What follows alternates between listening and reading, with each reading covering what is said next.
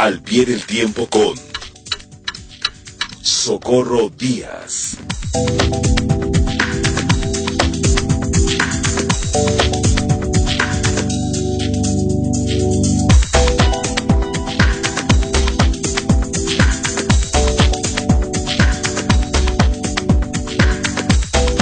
Querida Socorro Díaz, al pie del tiempo, ¿cómo estás? Buenas tardes. Adriana, muy bien, muchas gracias.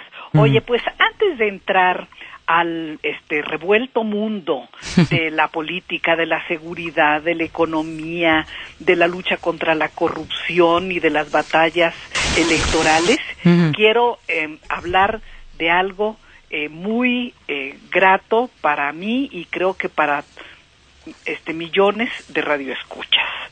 Acabo de oír que mañana celebras 20 años de estar en NRM Comunicaciones. Así Te es. felicito. Muchas gracias. Celebro tu vida profesional, Ay, tus éxitos y tu calidad humana, profesional, moral. Ay, qué hermosa. No voy a caber en la puerta a la salida porque Pues, me digas no. eso tú. Yo celebro que tú estés en Enfoque Noticias. Acuérdate que me costó años convencerte para que estuvieras aquí. Más años me costó convencerte que lo que llevas aquí en Enfoque Noticias, ¿eh? Oye, Socorro, no me vayas a cantar el tango de que 20 años no es nada, porque si hace... Son muchos años. Son muchitos, ¿eh? Muy, muy, muy buenos. Gracias. Muy provechosos. Gracias, querida De veras Socorro. te felicito. Gracias. Yo Y me mira, felicito de que estés aquí. Gracias. Y yo, en verdad, voy a empezar por lamentar, ahora ya en el programa, en la realidad de esto, el vil asesinato del juez federal Uriel Villegas y de su esposa en Colima. Sí. No quiero comentar ni agregar más, porque la obligación de hablar y de hacer en este caso es de los más altos responsables del gobierno, que tienen el deber de ejercer el monopolio de la violencia legítima que corresponde al Estado.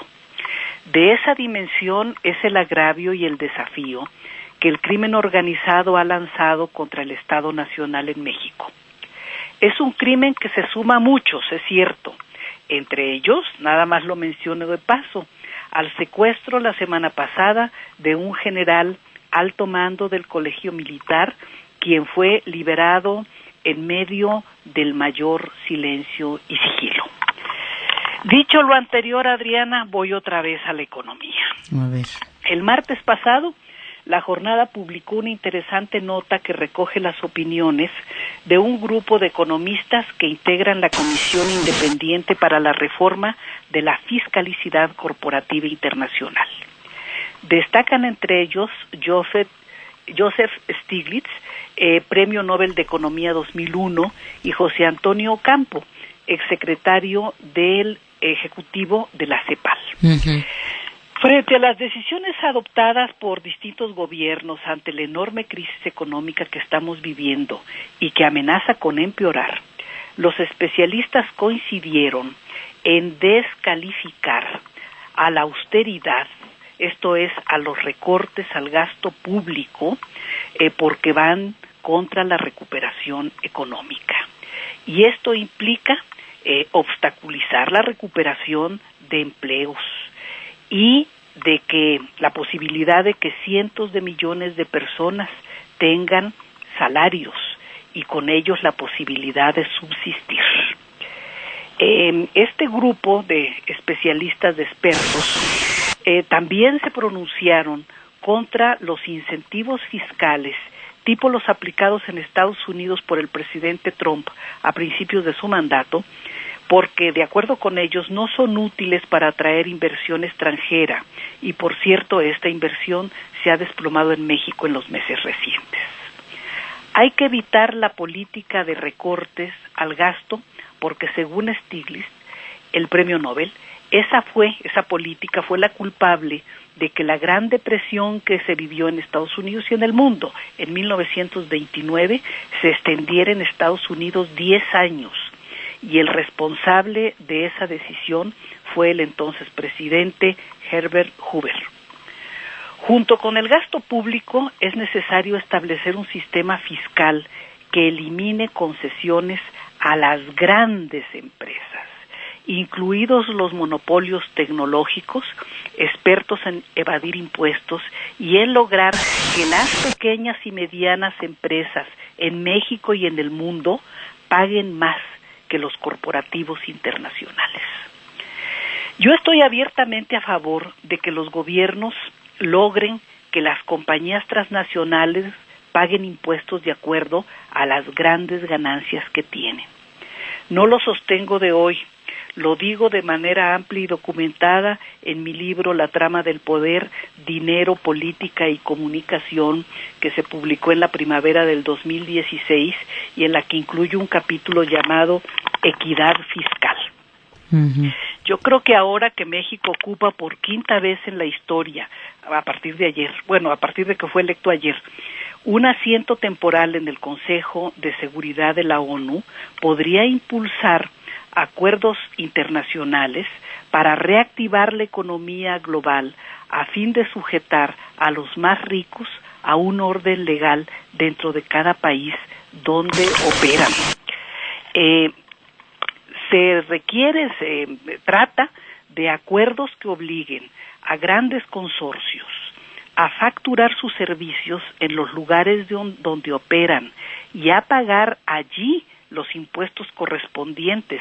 Yo diría, pagar aquí los impuestos correspondientes, en lugar de eludir al fisco en cada país y de recurrir a los paraísos fiscales para hacerlo. Estos espacios se localizan, y por eso creo en los acuerdos internacionales, se localizan desde Hong Kong en China y Macao en India, hasta algunas entidades de Estados Unidos con regímenes especiales de tributación, pasando por los países europeos que en sus territorios o en lo que llaman sus territorios de ultramar tienen establecidos estos paraísos. Y también existen en Latinoamérica, en países como Panamá, Uruguay o Costa Rica, de manera conocida e informal. La equidad fiscal se requiere, pero también el gobierno mexicano necesita entender que los recortes al gasto público atrasan la recuperación económica, boicotean sus propios programas sociales y los ponen en riesgo y paralizan tareas sustantivas del Estado. Un gobierno miserable es propio de un régimen neoliberal, fíjate qué contradicción, que castiga más a quien menos tiene, con o sin crisis sanitarias. El recorte presupuestal del 75%, anunciado y aplicado en servicios generales de las dependencias gubernamentales, ha lanzado a la calle a cerca de 70,000 trabajadores, en mayoría mujeres, que hacían la limpieza en oficinas de gobierno mediante el sistema de subcontratos con empresas medianas y pequeñas. También se ha anunciado que se recorta el 90% del presupuesto del INAH destinado a investigación, y uno se pregunta, ¿y el patrimonio nacional? Sí, del INAH, del Instituto Nacional de Antropología. De Antropología e Historia, sí. Y hoy acaba de anunciar el presidente que va a desaparecer al Senapred. Y también uno se pregunta, ¿y la batalla contra la discriminación que sí ordena el artículo 1 de la Constitución, que prohíbe precisamente la discriminación por motivos étnicos, de género, de edad, de discapacidades, de religión, de preferencias sexuales, de origen social, etcétera? Bueno, son cuestiones muy delicadas. Claro, porque de ahí han salido, de este centro para prevenir la discriminación, para posteriormente legislar al respecto. O sea, no sé si escuchaste al doctor Jesús Rodríguez Cepeda sobre la importancia de este Consejo Nacional para Prevenir la Discriminación, y lo explicó muy claramente. Claro, se ha legislado, pero a raíz de el trabajo que hizo este Consejo Nacional para Prevenir la Discriminación. Así es, y de las investigaciones que se han realizado. Exacto. Para documentar las cosas. Exacto. Bueno, voy a otro tema de lo mismo, de los recortes. La Secretaría de Educación Pública logró rescatar algo del presupuesto para educación virtual que ya se venía, esa educación virtual, dando a estudiantes que viven en poblaciones remotas y han recibido clases de telesecundaria y de otras formas. Ante la epidemia, que tiene cerrado a todo el sistema escolar desde marzo, con la perspectiva de abrirlo en agosto, solo para que los chicos reciban calificaciones. Uh-huh. La SEP echó a andar a nivel masivo el programa Aprende en Casa.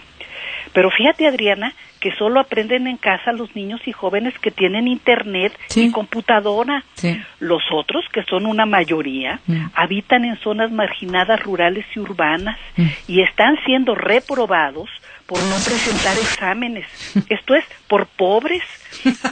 Pues es que la verdad, los papás, algunos son trabajadoras domésticas, vendedores ambulantes, campesinos, andan pidiendo prestado para pagarles a muchachos que sepan informática y que le presten a sus hijos las computadoras. Sí, sí. Y mientras, el programa de Internet gratuito, que es uno de los programas de este gobierno y que estaba en el primer trimestre de este año, con 1,257 espacios públicos conectados, de los 112,000 que tiene propuesto como meta, bueno, en mayo se informa, en medio de esta pandemia, que se mantiene en planeación. Yo creo que es de celebrar que la SEP esté intentando hacer algo, para cumplir con su función pública, porque no son muchas las dependencias del gobierno que lo están haciendo. Pero es de lamentar que en lugar de más apoyo presupuestal para que los caminos que se están abriendo vayan adelante, el gobierno federal anuncie más recortes. No sabemos nada de los apoyos de la Secretaría de Agricultura, ahora se llama SADER, para campesinos temporaleros, tema que es determinante para cientos de miles de mexicanos, porque de esos apoyos depende si van a comer o no. Sí, en estos meses próximos. Ya no digas que vendan y que distribuyan, no, para su consumo. La subsistencia, sí. ¿Verdad? Y en materia de salud, las tareas de sanitización se realizan con éxito, según vemos, en la Ciudad de México, pero son boicoteados por la ignorancia y los prejuicios en pueblos de Chiapas, Oaxaca, en Texcoco, en el Estado de México. Pero estos programas de sanitización que son tan importantes no se están aplicando en colonias pobres de Acapulco. Me refiero a las que están en los cerros, frente a la bahía. Y Acapulco es uno de los lugares más azotados por la epidemia del coronavirus.